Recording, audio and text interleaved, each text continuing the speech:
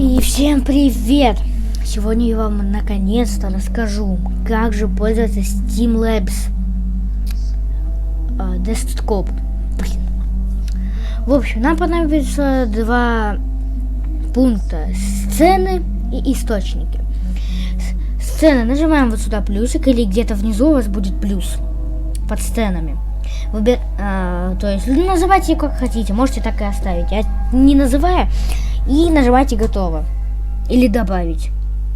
Источники плюс. И сейчас я вам расскажу самое главное про источники, которые я только знаю. Захват игры. Это вы добавляете часть, то есть вот вы заходите в игру, и у вас сюда на запись экрана выводится и ваша игра. Дальше. Не понял, что за медиафайлы. Дальше. Захват экрана. Поделиться монитором. Ну, это вот как я снимаю. И последнее, крайне точнее, захват OpenVR. Это вы по Bluetooth подключаете.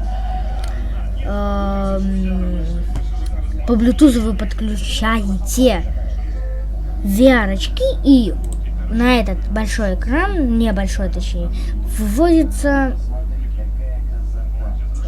изображение.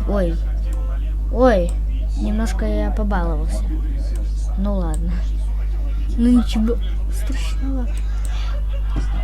Ну, и еще один захват видео.